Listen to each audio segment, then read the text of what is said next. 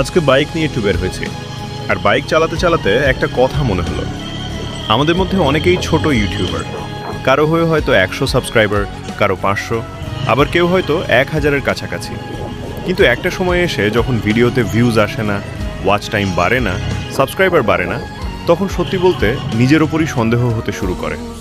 আমারও হয়, মনে হয় এত পরিশ্রম করছি, এত সময় দিয়ে ভিডিও বানাচ্ছি, এডিট করছি, কিন্তু শেষ পর্যন্ত কি কিছু হবে? কিন্তু আজকে একটা জিনিস বুঝলাম, আমরা যখন বাইক নিয়ে একটা লম্বা রাস্তায় বের হই, তখন তো আমরা জানি না সামনে ঠিক কতটা রাস্তা আছে। আমরা শুধু জানি চলতে হবে। ইউটিউবের জার্নিটাও অনেকটা এরকম।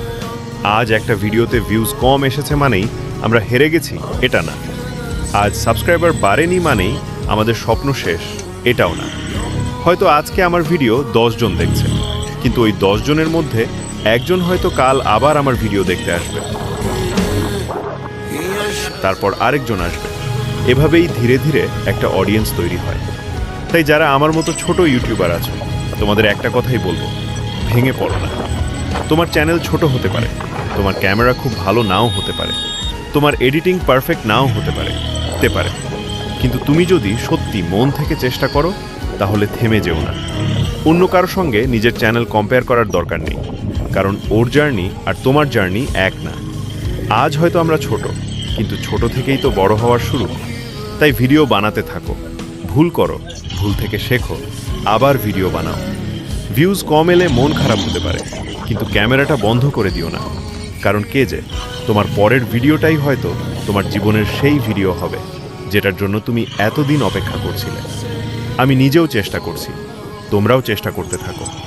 একদিন আমরা পিছনে তাকিয়ে বলবো ভালোই হয়েছে, সেদিন আমরা হাল ছেড়ে দিইনি। চলো আবার শুরু করি, জার্নি তো এখনো অনেক বাকি।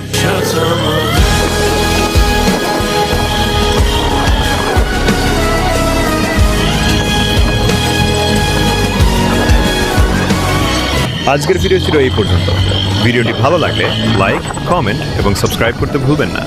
সবাই মিরাজ রোড ডায়েরিসের পাশে থেকো। ধন্যবাদ।